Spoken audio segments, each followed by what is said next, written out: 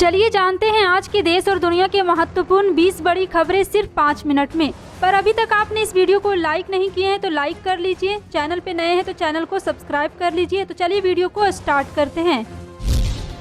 2022 में होने वाले विधानसभा चुनाव में आप किस पार्टी की सरकार बनाना चाहते हैं, कमेंट सेक्शन में टाइप करके जरूर बताएं। 5 राज्यों में विधानसभा चुनाव होने हैं और इसी बीच कांग्रेस ने भी चुनाव में पूरी ताकत झोंक दी है। और आपको बता दें कि भाजपा से अलग हुए निर्दलीय पार्टी को बड़ा झटका लगा है। निर्दलीय प्रत्याशी नसीब जोगी ने कांग्रेस प्रत्याशी के समर्थन में नामांकन वापस लिया है। जी हां, आपको बता दें कि नसीब जोगी का कहना है कि अपने समस्त यानी कि 1800 साथियों सहित अशोक सैनी के लिए अधिक से अधिक जन समर्थन जुटाने का प्रयास करेंगे। कांग्रेस जिला अध्यक्ष चौधरी मुजफ्फरनगर ने कहा है कि जनहित में संघर्ष ही कांग्रेस की संस्कृति और पहचान है, जिससे प्रभावित होकर नसीब जोगी ने अपना चुनाव लड़ने का फैसला बदला और कांग्रेस प्रत्याशी अशोक सैनी का समर्थन किया और कांग्रेस में जाकर के कांग्रेस को और ज्यादा से ज्यादा मजबूत बनाने का फैसला किया। केंद्रीय वित्त मंत्री निर्मला सीतारमण ने मंगलवार को लोकसभा में आम बजट पेश किया। हालांकि इससे मध्यम वर्गीय परिवार को कोई खास राहत तो नहीं मिली, लेकिन इसे अर्थव्यवस्था के लिए बेहतर बताया जा रहा है। लेकिन विपक्ष की तरफ से बजट को लेकर सरकार पर जोरदार निशाना साधा जा रहा है। पूर्व वित्त मंत्री यशवंत सिन्हा ने ट्वीट करते हुए कहा है कि एक बार फिर साबित कर दिया है कि केंद्रीय बजट की सेल्फ लाइफ 24 घंटे से अधिक नहीं होती है। वित्त मंत्री निर्मला सीतारमण ने मंगलवार को कहा है कि महामारी के दौरान सरकार ने बड़े स्तर पर खर्च को पूरा करने के लिए अतिरिक्त कोष एकत्रित करने का कोई कर नहीं बढ़ाया है। बजट पास संवाददाता सम्मेलन में उन्होंने कहा है कि अगर कर बढ़ाने को लेकर कोई आशंका थी तो हमने वह नहीं किया।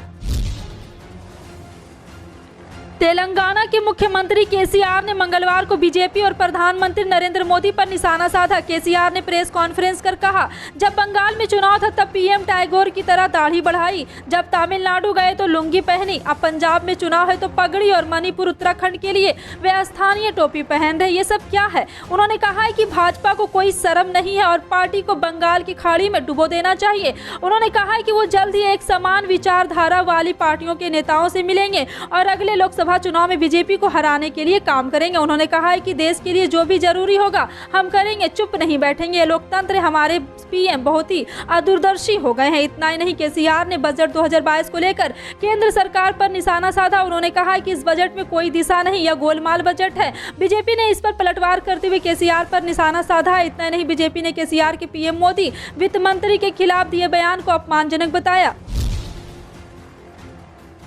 वित्त मंत्री निर्मला सीतारमण ने मंगलवार को 2022-23 का बजट पेश किया। बजट के बाद लोकसभा की कार्रवाई को स्थगित कर दिया गया, लेकिन इसके बाद प्रधानमंत्री नरेंद्र मोदी विपक्षी सांसदों के साथ पहुंचे और उनसे मुलाकात की। इस दौरान पीएम मोदी टीएमसी सांसद सौगत राय के बीच मजाकिया अंदाज में बातचीत भी हुई। दरअसल बजट के बाद लोकसभा स्थगित हो गई। इसके बाद पीएम मोदी विपक्षी सांसदों के पास मुलाकात करने पहुंचे। इसके बाद वे अधीर रंजन चौधरी के बेंच से लौटने गए तो टीएमसी सांसद सौगत राय ने पीएम मोदी को टोका और कहा, प्लीज बंगाल के राज्यपाल को हटा दीजिए, राज्य सरकार के लिए मुसीबत खड़ी कर रहे हैं।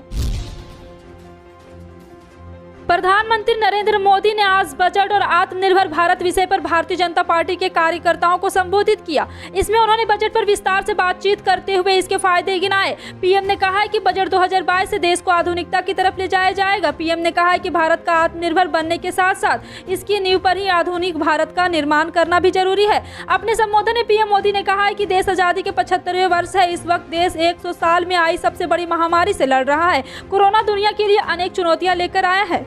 मोदी ने कहा है कि अन्नदाता और ऊर्जादाता बनाने को सरकार जोर दे रही है, इसलिए खेतों में सोलर पैनल लगाने का काम किया जा रहा है। सोलर पंप पर किसानों को मदद मिलेगी। केमिकल फ्री खेती पर सरकार का जोर है। वो बोले हैं कि एमएसपी पर दुनिया भर की बातें फैलाई गई, लेकिन हमने पिछले सीजन में एमएसपी पर रिकॉर्ड खरीदारी की है। धान की ही बात करें तो एमएसपी के रूप में किसानों को 1.5 लाख करोड़ से अधिक मिलने का अनुमान है। बजट में प्रावधान है कि 2 लाख करोड़ से ज्यादा का एमएसपी किसानों के बैंक खाते में सीधा ट्रांसफर किया जाएगा। कांग्रेस ने 14 फरवरी को होने वाले उत्तर प्रदेश विधानसभा चुनाव के दूसरे चरण के लिए स्टार प्रचारकों की सूची जारी कर दी है। कांग्रेस प्रचारकों की 30 नेताओं की सूची में राहुल गांधी, प्रियंका गांधी वाड्रा, गुलाम नबी आजाद, राजस्थान के मुख्यमंत्री अशोक गहलोत, सचिन पायलट, दीपेंद्र हुड्डा के नाम शामिल है। इससे पहले कांग्रेस पार्टी ने 26 जनवरी को पहले चरण के चुनाव के लिए 30 स्टार प्रचारकों की सूची जारी कर दी थी। फिलहाल आपका इस पर क्या कहना है, कमेंट सेक्शन में टाइप करके जरूर बताएं। पल पल की अपडेट जानने के लिए जुड़े रहें आप अपने NTS न्यूज चैनल से। मिलते हैं अगली बड़ी खबर में, तब तक के लिए जय हिंद।